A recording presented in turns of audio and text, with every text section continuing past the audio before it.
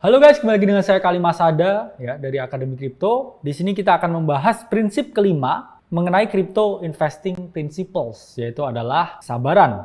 Pernah dengar istilah sabar pangkal kaya? Itu adalah istilah yang sangat relatable ketika teman-teman berinvestasi di dalam market kripto. Karena tesis yang kita junjung di sini itu tidak ada orang yang akan pernah bisa timing the market.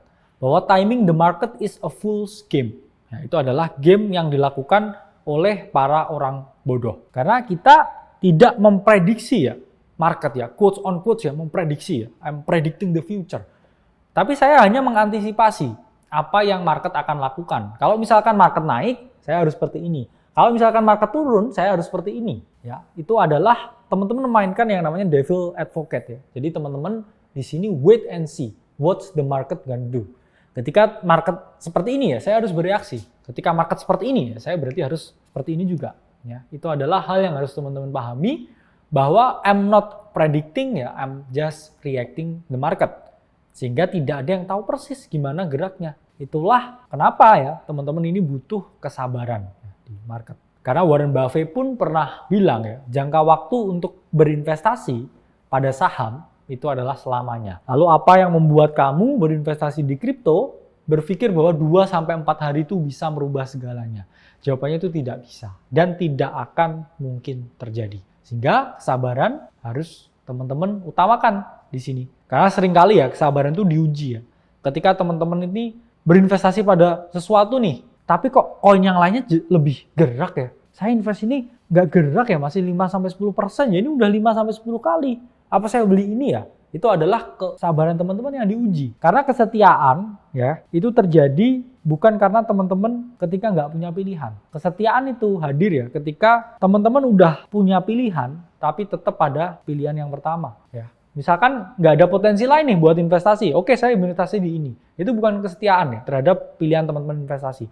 Tapi itu diuji ketika, wah semakin banyak nih koinnya ya. Oh tapi saya tetap stick sama koin ini. Karena saya yakin ini fundamentalnya kuat. Yaitu adalah loyalty test ya. Yang teman-teman nanti peroleh ya.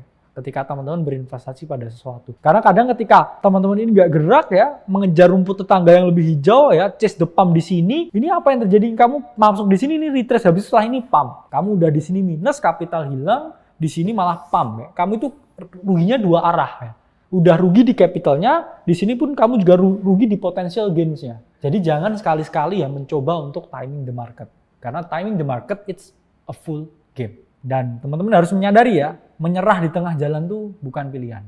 Kadang itu hanya beberapa trade aja sebelum teman-teman menemukan life changing moment yang bisa merubah hidup teman-teman selamanya. Mungkin ada teman-teman yang jalannya dari sini nih, ya. Startnya dia lebih buruk dari teman-teman, tapi teman-teman udah dikit lagi mau sampai di sini. Ya, tapi teman-teman disalip ya. Orang dari belakang yang jauh lebih cepat ya bisa berkembang dan akhirnya bisa menemukan berlian yang teman-teman tinggal dikit aja dapat. Sehingga jangan pernah menyerah dan berhenti di tengah jalan, itu bukan merupakan suatu pilihan.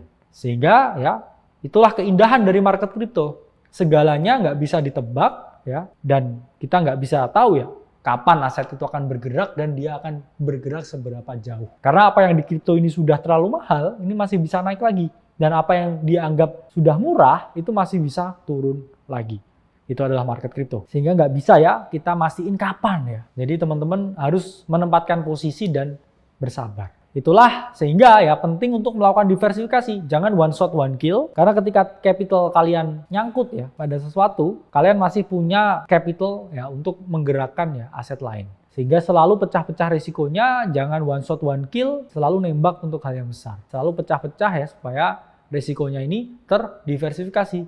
Nanti teman-teman masih bisa ya punya peluru buat nembak. Sehingga teman-teman penting ya untuk enggak ya all in ya, dalam suatu aset. Ya, ini contoh ya link ya 539 hari ya sebelum breakout. Ini yang udah nggak sabar pasti ya udah ya ditinggal ya dibuang. Ya.